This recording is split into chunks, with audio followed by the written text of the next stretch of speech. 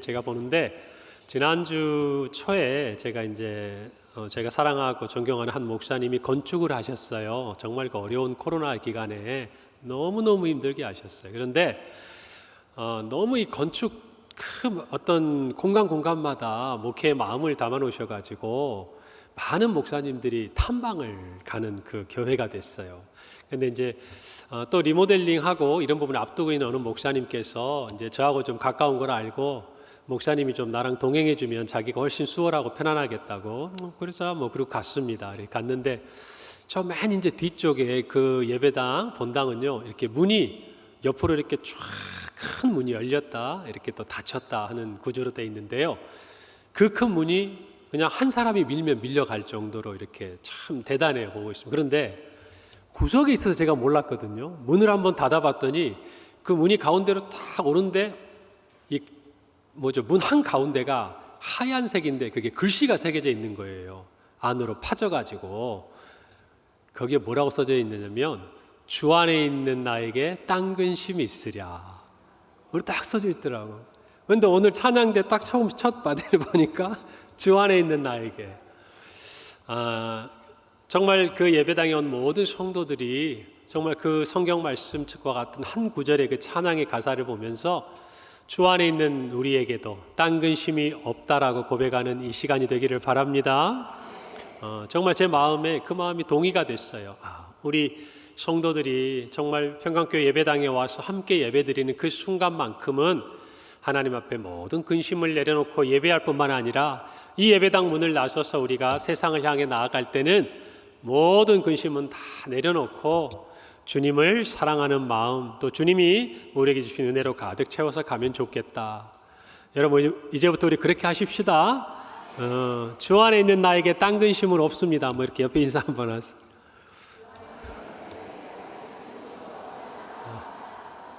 자, 말만 하지 말고 진짜 그렇게 합시다라고 이렇게. 여러분, 우리 중에 이 자리에 있지만 왜 근심이 없는 사람이 누가 있겠습니까? 그런데 전제가 중요한 거예요. 누구 안에 있는 나에게? 주 안에 우리가 있으면요, 모든 근심을 맡길 수가 있는 거예요. 할렐루야. 그래요. 오늘 이렇게 저희가 맥주감사주일이고 또 7월의 첫 주고, 이런 부분들을 저희가 지나오면서 어떻게 보면 2023년에 이렇게 딱 중앙을 가르는 그런 주간이라고 우리가 함께 생각을 나누고 지나오는데요.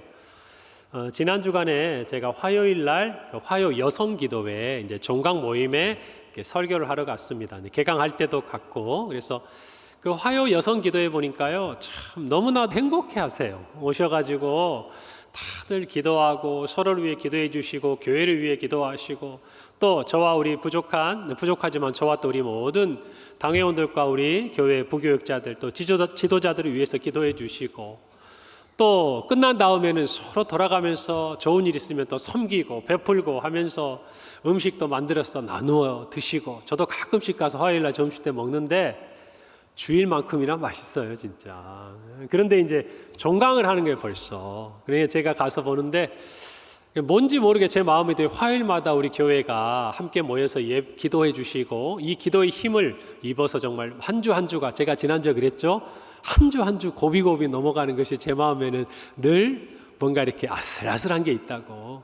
그게 불안하다는 얘기가 아니라, 어쩌면 하나님께서 이렇게 딱 필요한 만큼, 한 주의 은혜가 준비될 만큼 모든 것들을 빈틈없이 해주시는지. 그런데 그런 것들이 화요 여성 기도회 가운데 있지 않나, 이런 생각을 했는데, 그런 마음이 드는 거예요. 지난 한 반년 동안 우리의 모든 사역도, 우리 참 많은 일이 있었잖아요. 그런데 보이지 않는 곳에서 그렇게 기도하고 즐거워하고 함께 교제하면서 정말 그분들이 그 자리를 지켜준 것이 오늘 우리가 이런 시간들을 맞이하게 되는구나, 제가 그런 감사한 마음이 들더라고요. 그러다 보니까 어제 토요일 또 이런 시간에는 저희 교회 우리 또 부서 담당 우리 주일학교 교역자들, 그리고 부장 또 교사들이 특별히 태기산 기도원에서 이제 수련회하고 성경학교를 준비하고 있는 부서에서 이렇게 이제 태기산 다녀온 거예요. 여러분, 이제 정말 이 절반을 놓고 그냥 우리는 오늘 앞에 있는 프랭카드를 보고 주보의 내용들을 보면서 그것들을 위해 기도하지만 누군가는요, 미리 가서 준비하고 살펴보고 청소하고 모든 상황들을 점검하고. 여러분, 우리 교회도 이런 사역이 펼쳐지면요, 그냥 우리가 말하고 광고하고 저절로 이루어지는 것들이 아니에요. 보이지 않는 데서 다 그렇게 섬기고 또 미리 앞서서 다 그렇게 헌신하고, 그런 것들이 다 하나가 모이니까 우리 평강교회가 이와 같이 하나님 안에서 행복한 겁니다. 할렐루야. 찬양대도 마찬가지고 모든 것, 모든 분들의 기도와 그런 섬김을 통해서 정말 우리 하반기 때도 모든 사역들이 그렇게 보호받고 또 성령 충만하고 또 우리 모든 여름의 사역들도 하나님이 지켜주시고 우리 다음 세대가 믿음 안에 굳건히 서기를 간절히 바랍니다. 자, 오늘 우리가 마지막 오전에 저희들이 담대하게 그리고 거침없이 정말 이제부터 우리가 복음 안에서 예수의 증인으로 살자라고 이렇게 얘기를 나누었는데요. 오늘은 그 앞선 이야기입니다. 자, 이제 본문은 광풍으로부터 구조된 바울과 그 일행들이 로마에 도착하기까지의 순간을 기록하면서 특별히 그들이 이제 바다에서 구조를 당한 이 멜리데 섬에서 했던 일을 중심으로 성경이 기록되고 있습니다. 그리고 결국 그들은 로마에 도착하게 되는 것이죠. 여러분, 제가 오전에도 말씀드린 것처럼 바울이 로마에 간 이유는 하나예요. 물론 표면적으로는 그는 재판을 받기 위해서였지만 그가 로마서 1장 14절 15절 말씀처럼 헬라인이나 또 야만인이나 지혜 있는 자나 어리석은 자에게 다 내가 빚진 자라. 그러므로 나는 할 수 있는 대로 로마에 있는 너희에게도 복음 전하기를 원하노라 이야기를 했습니다. 여러분, 복음의 빚진 자, 무엇인가 내 마음의 빚을 가지고 그곳에 가야 할 이유가 있는 거예요. 물론 그것들을 그곳에 있는 로마의 영혼들에게, 형제들에게 말한 것이었지만 또 한편으로는 그는 영원히 예수님 앞에서도 사랑의 빚을 진 사람이었다는 걸 저와 여러분 알 수 있습니다. 그래서 바울은 정말 그 복음을 들고 당당하게 이 로마에 입성하고 있는 것이죠. 여러분, 우리는 오랜 성경의 어떤 말씀들 또 시간들을 통해서 바울이 정말 이 로마에 오늘 들어오기까지요 얼마나 애쓰고 고생하고 갇혀있고 힘썼는지 알잖아요. 그런데 이 모든 과정을 지나오면서 제가 보니까 한 3가지 정말 바울의 모든 이 과정 속에 정말 숨겨져 있고 함께 안에 담겨 있는 우리가 묵상해 보아야 될 생각들이 있었어요. 오늘 그것을 좀 나누어 보고 싶습니다. 우리도요 정말 복음의 빚진 자로서 또는 하나님께서 우리에게 무엇인가 사랑의 빚을 진 자로서 어떤 행동을 하기를 원하고 전하기를 원하고 베풀기를 원하시는데 그 과정 속에도 과연 이와 같은 것들이 있지 않나, 제가 그런 생각이 드는 거예요. 그리고 어쩌면 우리는 아직 로마에 도착하지 않았는지도 몰라요. 지중해 한가운데서 그냥 바람이 이리저리 휩쓸리고 있을지도 모르고 2년 동안 이유도 모르고 갇혀가지고 이 일이 언제 끝나나 답답한 가운데 인내하고 있을 수도 있고요. 또 어떤 분들은 정말 그 자기를 죽이려고 하는 위협 가운데서 두려운 마음에 지나갈 수도 있습니다. 또 어떤 경우는 중간중간 형제들을 만나서 위로하고 교제하고 새 힘을 얻는 그런 시간을 지나는 분도 이 자리에 계실 거라고 생각해요. 그러나 그 어떤 상황에서라도 우리가 기억해야 될 3가지가 있습니다. 첫 번째입니다. 저를 따라서 하세요. 항상 성령께서 함께 하셨습니다. 여러분, 사도 바울이 로마에 오는 모든 여정을 보면요 항상 성령께서 함께 하셨어요. 지나간 일은 놔두고 이 멜리데 섬에서의 일만 보더라도 우리는 그것을 알 수가 있습니다. 그들이 멜리데 섬에 도착했습니다. 그런데 원주민들이 친절하게도 불을 피워서 그들을 도와줬어요. 자, 그런데 이 불이 잘 타오르도록 바울이 그곳에서 나무 한 묶음을 그 불 속에 집어넣는데 그 나무 속에 정말 숨어있던 독사가 이 바울을 그만 물고 말아요. 이것을 본 원주민들은 그가 죄수라는 것, 살인자라는 것을 아마 알았을 것 같아요. 왜냐하면 이제 이런 정황들을 들었을 테니까. 그런데 그가 바다에서는 구원을 받았는데 이제 이 독사에게 물려서 꼼짝없이 죽게 되었으니까 이 사람은 진짜로 우리로 말하면 천벌을 받아야 될 사람인가 보다, 이렇게 생각을 하게 되는 것이죠. 자, 그런데 가만히 기다려도 바울이 멀쩡한 거예요. 물린 자국이 부어야 되는데 그렇지도 않고, 또 독이 온몸에 퍼져서 쓰러져 이제는 의식을 잃어야 될 것 같은데 너무너무 멀쩡한 거죠. 자, 그러니까 살인자라고 얘기했던 그들이 순간 바울을 뭐라고 생각을 하게 되냐면 성경에 보니까 신으로 여깁니다. 신으로. 사람이 아닌 거예요. 독사에 물렸는데도 아무 일도 일어나지 않으니까. 여러분, 바울에게 일어난 이 일을요, 예수님은 미리 얘기를 하셨어요. 오래전에 예수님께서요, 마가복음에 이제 승천하시기 전에 예수님의 마지막 말씀, 마가복음에 기록된 마지막 말씀은 이렇게 기록되어 있어요.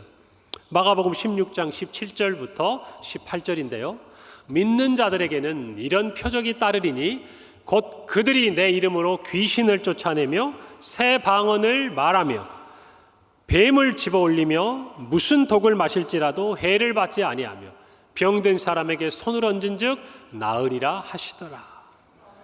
여러분, 예수님의 부활을 믿고 그 복음을 전하는 자에게 진짜 이런 일이 일어날 것이라고 우리 주님께서요, 정말 승천하시기 전에 마가복음 마지막에 말씀하신 부분이에요. 어떤 표적이 따릅니까? 귀신도 쫓아낸다는 거예요.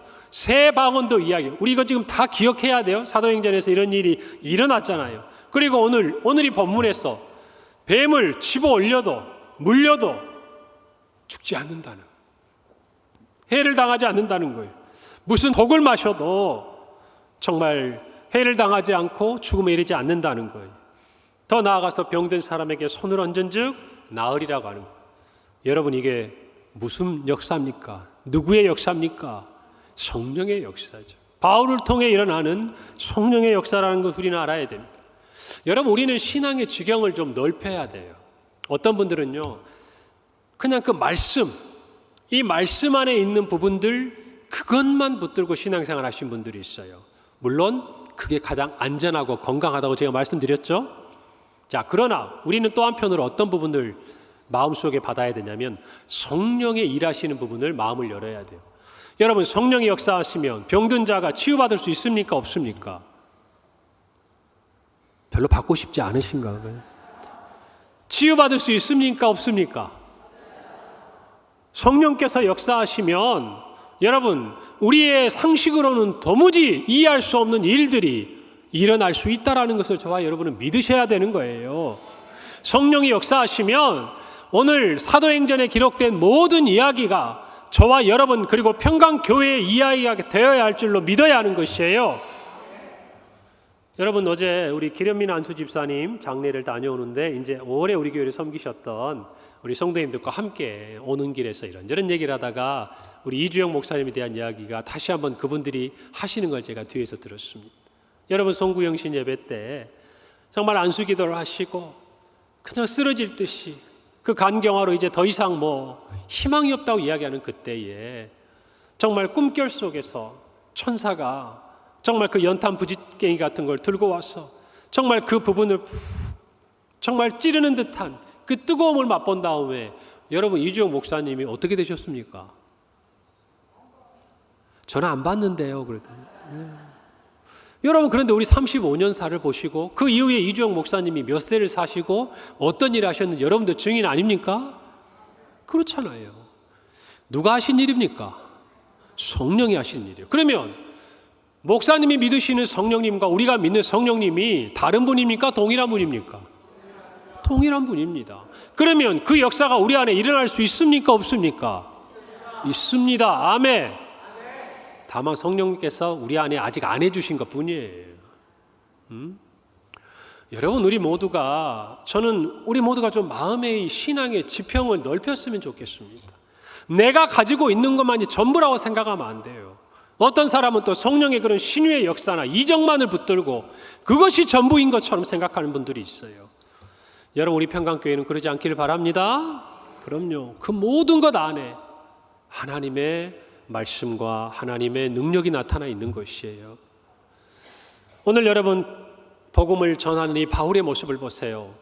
오늘 이 멜리데 섬에서도 성령은 함께 하셨습니다. 그냥 너 혼자 가라고 등 떠밀지 않으신다 그 말입니다. 광풍 한가운데서도 주의 사자를 보내셔서 말씀해 주시는 거예요. 안심하라고 이야기하시는 거예요. 이곳에 있는 모든 사람들이 내 손안에 생명이 보존되리라고 약속해 주신 거예요. 그 광풍 속에도 누가 계시는 거예요? 성령이 하나님이 계시는 거예요. 성령 하나님께서. 자, 그렇다면 저와 여러분의 삶의 자리는 어떠냐고 말이에요. 우리의 삶의 고난의 한가운데서도 또 주님이 주시는 평안의 시간 속에서도 우리 생각에는 우리 혼자 있는 것 같지만, 그러나 우리는 하나님의 사명받은 자로 예수님의 증인으로 살아갈 때에 그 자리에는 성령님이 함께 계신다는 것을 반드시 아셔야 돼요. 그 성령님이 내 곁에 계시고 나와 함께 계신 것을 아는 사람은 두려워하지 않아요.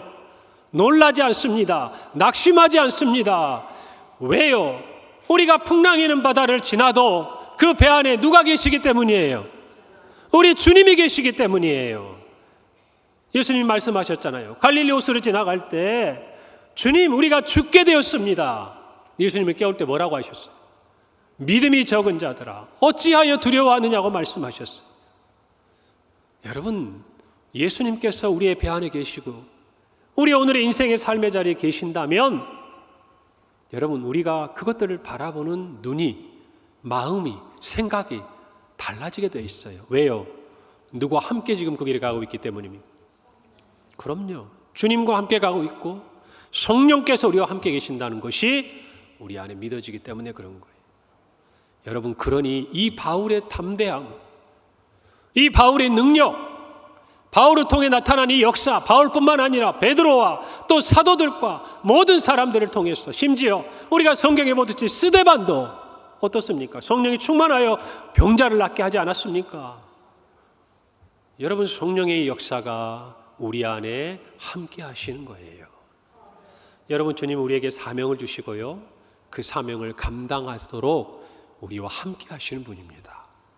여러분, 그러니 저희 교회에 어떤 소망을 주셔도, 우리 가정에 어떤 꿈을 주셔도, 또 우리의 일터와 우리의 학교의 모든 학업 가운데 하나님이 우리에게 비전을 주셔도 주님은 결코 우리를 혼자 두지 않으신다라는 거예요.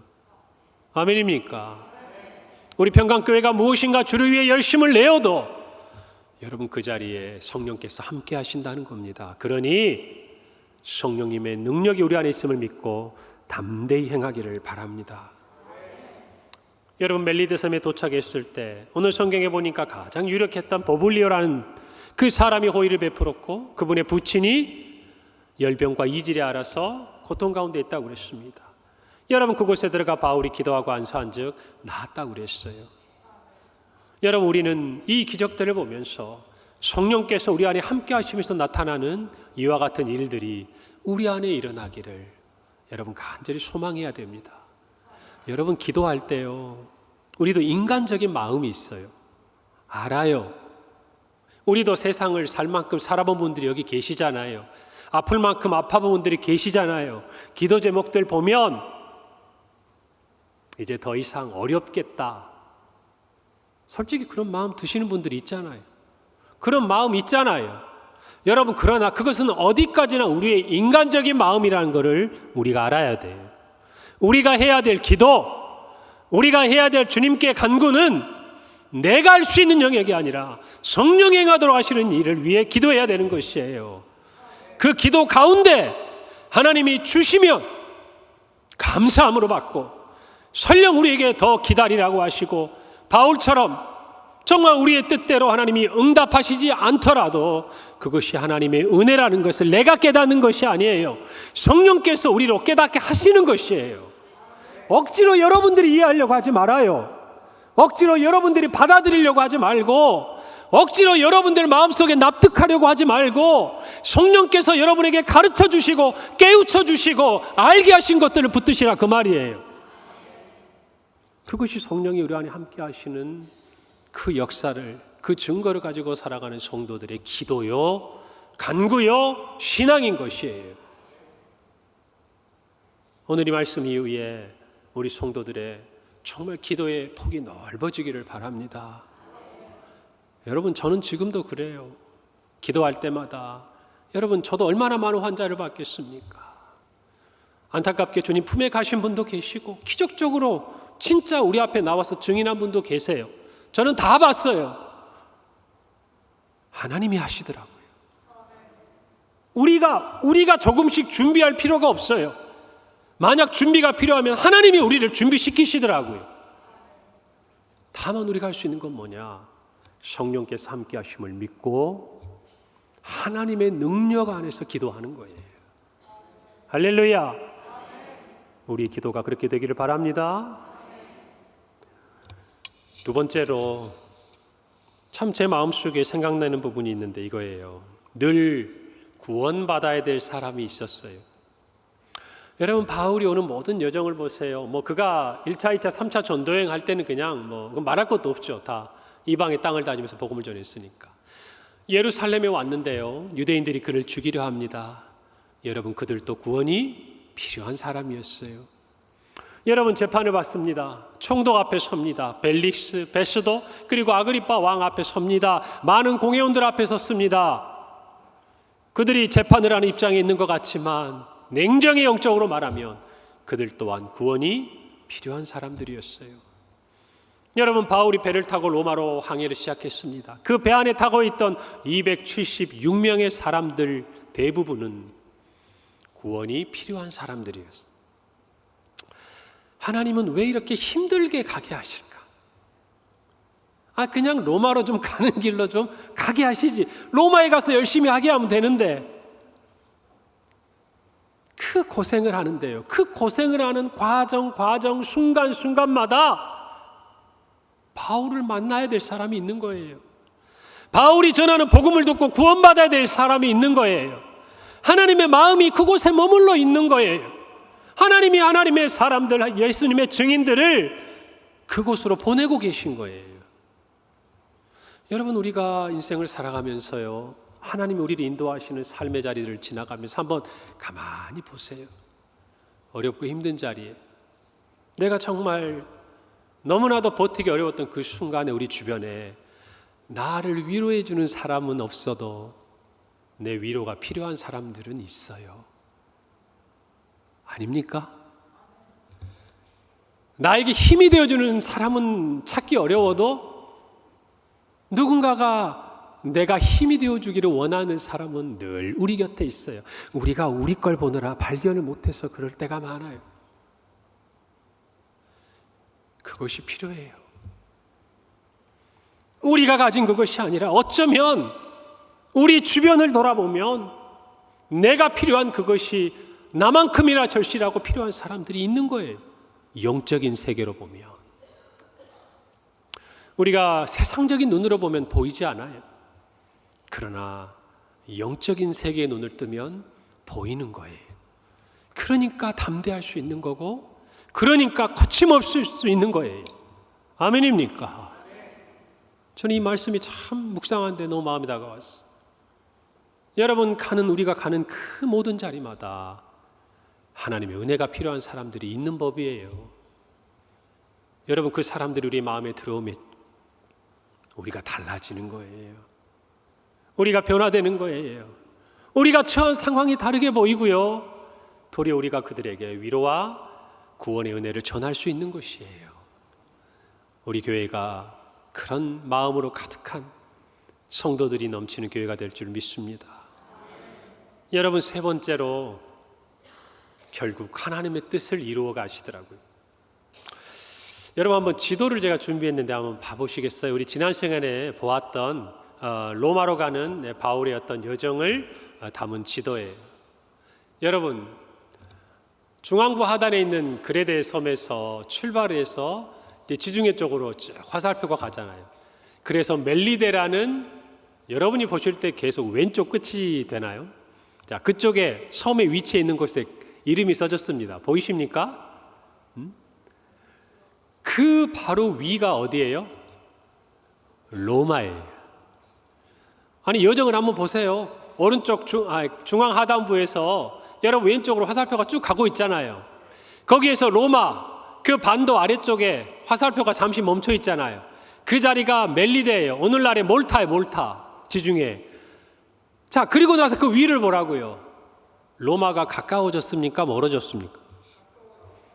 가까워졌어요. 여러분, 광풍이 몰아치면 대부분 우리는 어때요? 우리 인생에 폭풍이 다가오고 역경이 다가오면 우리가 원했던 것, 우리가 바랬던 것, 우리가 가고자 했던 길에서 멀어지는 경우가 많던가요? 가까워지는 경우가 많던가요? 멀어지는 경우가 많죠. 모든 게 어그러지잖아요. 여러분, 그런데 광풍이 불었어요. 그런데 배가 지금 난파가 돼가고 파선이 돼가서 거의 표류해서 가는데 목적지에 거의 다 간 거예요. 우리 인생이 내 뜻대로 되지 않는다고 너무 답답해하거나 힘들어하지 마세요. 하나님은요, 결국 하나님의 뜻을 이루시더라고요. 우리 인생 그냥 다 부서진 것 같은데 결국 우리가 가고자 했던 것보다 더 빨리, 더 정확히 하나님 우리를 갖다가 딱 떨어뜨려 놓는다니까요. 찬송가 373장에 고요한 바다로라는 찬양이 있어요. 그 중에 2절 가사가 이래요. 큰 물결이 일어나 나 쉬지 못하나 이 풍랑으로